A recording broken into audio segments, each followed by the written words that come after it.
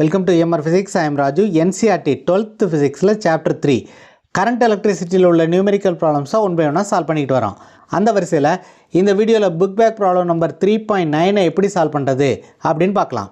Problem என்னன்னா the number density of free electrons in a copper conductor estimated in example 3.1 is 8.5 into 10 to the power 28 meter to the power minus 3.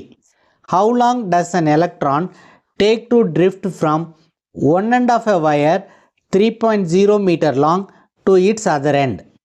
The area of cross section of the wire is 2.0 into 10 to the power minus 6 meter square and it is carrying a current of 3.0 ampere. This is a given problem. இந்த ப்ராப்ளத்தில் என்ன சொல்லியிருக்காங்க அப்படின்னா copper கண்டக்டருடைய number density கொடுத்துருக்காங்க which is 8.5 into 10 to the power 28 meter to the power minus 3. இந்த copper கண்டக்டருடைய length கொடுத்துருக்காங்க, area of cross section கொடுத்துருக்காங்க. இந்த காப்பர் கண்டக்டர் வழியாக பாஸ் ஆகிற கரண்ட் 3.0 ஆம்பியர். இந்த டேட்டாலாம் கொடுத்துட்டு என்ன கேட்டிருக்காங்க அப்படின்னா இந்த காப்பர் கண்டக்டரில் ஒரு எண்டில் இருந்து இன்னொரு எண்டுக்கு எலக்ட்ரான் ட்ரிஃப்ட் ஆக எவ்வளவு டைம் ஆகும் அப்படின்னு கால்குலேட் பண்ண சொல்லியிருக்காங்க. ஸோ முதல்ல நமக்கு என்னென்ன டேட்டா கொடுத்துருக்காங்க அப்படிங்கிறத எடுத்து எழுதிக்கலாம். ஃபர்ஸ்ட் என்ன கொடுத்துருக்காங்க, நம்பர் டென்சிட்டி கொடுத்துருக்காங்க.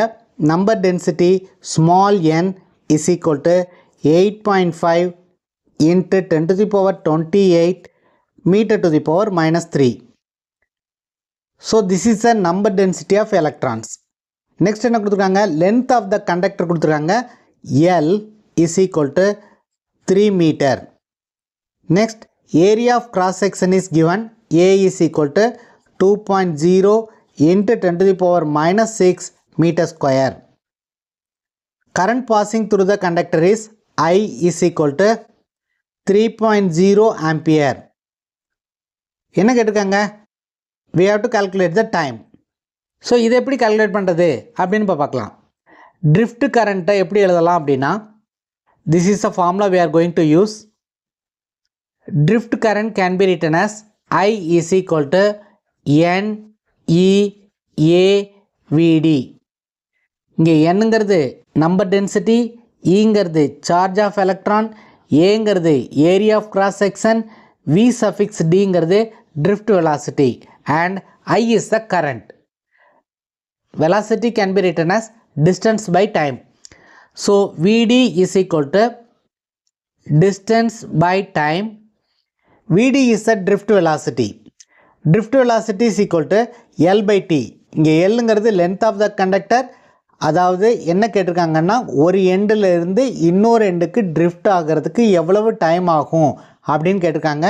So we have taken the distance as the length of the conductor and T is the time to travel from one end to other end. Therefore, this can be written as N E A Vdக்கு பதிலாக L by Tன்னு போட்டுக்கிறோம். T has to be calculated. So இந்த Tயை left hand side கொண்டு வந்துடுறோம். And let us bring this I to denominator. N E A L divided by I. So இந்த left hand sideல உள்ள எல்லா வேல்யூஸும் நமக்கு தெரியும். இந்த வேல்யூஸை சப்ஸ்டியூட் பண்ணோம்னா N is 8.5 into 10 to the power 28 and E is 1.6 into 10 to the power minus 19. Area of cross section is 2.0 into 10 to the power minus 6 and length of the conductor is 3 divided by current passing through the conductor is 3. So if we calculate, this will be equal to 27.2 into 10 to the power 3 seconds அப்படின்னு வரும். Unit of time is seconds. So T is equal to 27.2 into 10 to the power 3 seconds. ஒரு digit தள்ளி இந்த decimal point வச்சோம்னா we will get the book answer.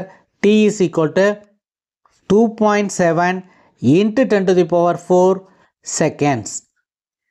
இந்த வேல்யூவை 3600 all divide பண்ணோம்னா we will get the answer in hours. So if we divide by 3600 we will get T is equal to 7.5 hours அப்படின்னு வரும். This is the answer for the given problem. இந்த video உங்களுக்கு யூஸ்ஃபுல்லாக இருந்துச்சுன்னா நம்ம சேனலை subscribe பண்ணி லைக் பண்ணுங்கள், உங்கள் ஃப்ரெண்ட்ஸ்க்கும் ஷேர் பண்ணுங்கள். அடுத்த வீடியோவில் நெக்ஸ்ட் சாப்டரில் உள்ள நியூமெரிக்கல் ப்ராப்ளம்ஸை எப்படி சால்வ் பண்ணுறது அப்படின்னு பார்க்கலாம். தேங்க்யூ ஃபார் வாட்சிங் திஸ் வீடியோ.